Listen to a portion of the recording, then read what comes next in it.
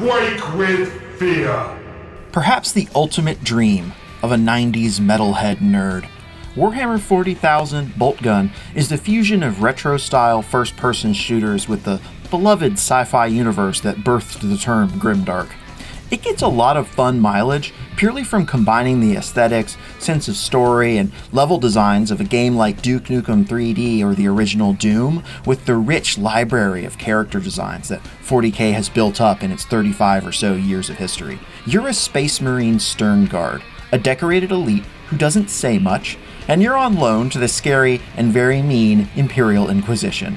Your job is to kill everything between you and whatever objective you're currently after. Don't think too hard. There's not much of a plot here, just a whole lot of old-fashioned running and gunning.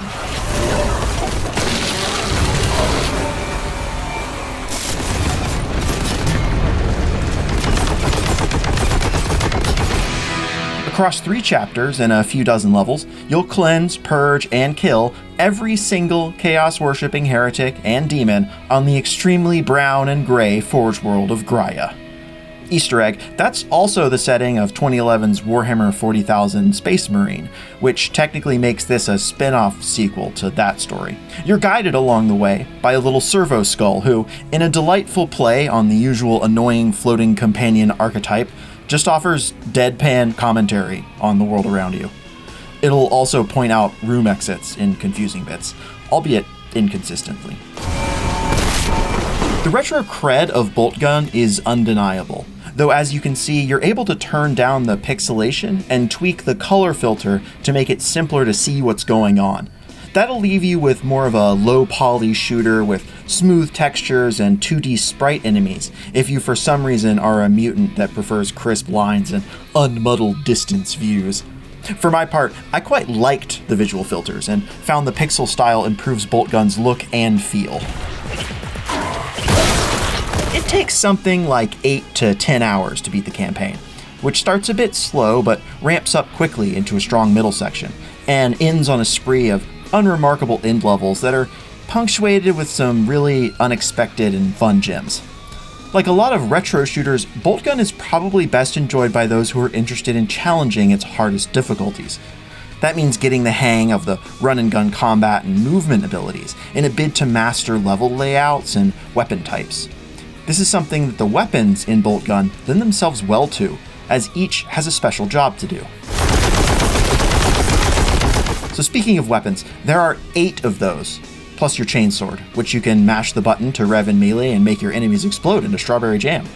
I was a particular fan of the sticky grenade-firing Vengeance launcher, making its triumphant return from Space Marine, and the Heavy Bolter, which, in true retro shooter fashion, never requires a reload. It just keeps firing until your ammo pool is dry. Also of note are the long-range plasma gun, the cone-shaped blast of the Meltagun, and the precision beam of the Volkite Caliver, all of which fill a useful niche in your arsenal.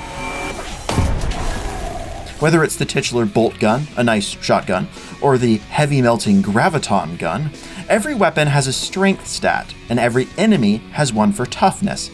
Weapons of lower strength than a target's toughness deal much less damage, while more powerful weapons punch right through baddies.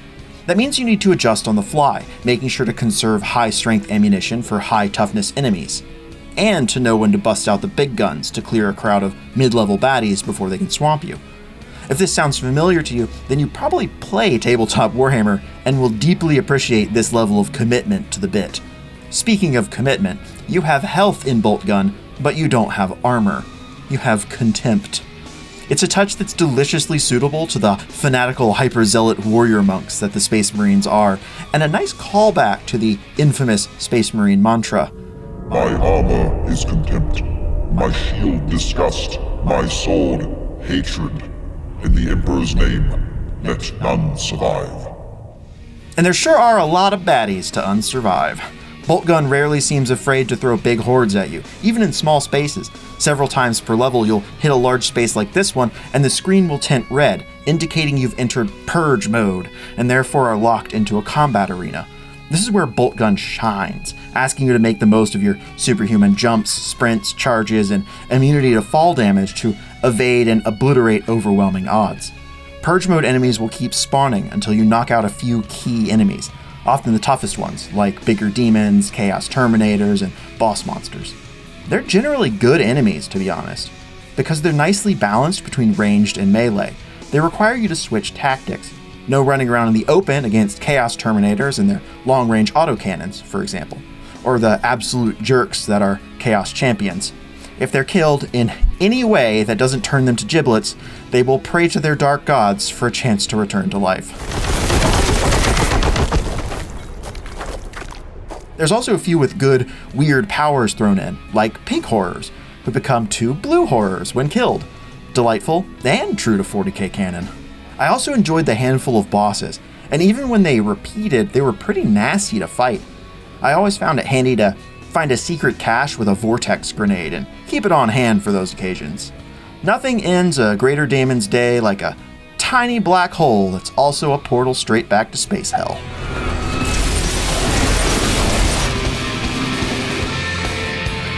There are just 2 problems with the horde of bad guys. The first is that enemies are stupid as rocks, generally content to let you gun them down from range if they can't see you or get to you. It feels especially bad when it's a melee enemy. They don't even try to hide, which takes some of the satisfaction out of a kill. For many people, especially challenge seekers, the brain-dead AI is where Boltgun will risk losing them. The other problem is that by halfway through the campaign, you'll have seen the last of the new enemy types and even bosses. There's not more than 20 in total. Even obvious enemy variations would have been welcome. Every single Chaos Space Marine you fight is carrying the same bolt gun and grenades, with not one plasma or melt-a-gun to be seen. Even stranger to me is that while you fight plenty of demons, it's always either plague or change monsters, never a mix of the two, which seems like it would have been an easy way to provide a bit of variety. In theory, this scarcity of enemy types should be counterable with strong level design. That remedy works for most of Boltgun, but by the end of the second chapter, wandering corridors looking for colored keys starts to get a bit boring. A gameplay cliche I think we should have learned was a bad fit for this setting from 2003's Warhammer 40K Fire Warrior. No activity. Nothing detected. It's that connective tissue between those intense arena fights that starts to get a bit repetitive. And while there are secrets to try and find, none of them are particularly inventive. Mostly just things hidden behind or inside a hexagonal grimdark shipping container. Not one illusionary wall to walk through or obtusely hidden door to discover. Or if there are, I couldn't find them. To its credit, nearly every level has at least one standout part. You'll battle through sprawling cathedral interiors, space defense cannons, forge complexes, and alien-dug caverns, among others. I particularly like this huge cathedral-like space with smaller churches suspended inside it, each of which had to be reached by jump pads. There's also this great spot set in a huge foundry where you fight up one side of a river of molten goop and then down the other. There are entire standout levels here too. The huge elevator on the orbital crown station is a giant repeated arena fight in a complex multi-level structure that I loved leaping and climbing around as I fought. As a rule, I've always hated levels that are one giant elevator, but Boltgun can now proudly claim to be the exception that proves it. Boltgun impresses with Warhammer 40k chops and a fully realized vision of the famous franchise as a modern retro shooter. Light on story, but heavy on action and nods to the tabletop game, the level design of its many fast-paced arena fights is enjoyable, but the momentum drags once the new weapon and enemy types run out about halfway through. Nevertheless, the quality's high enough that I never got bored.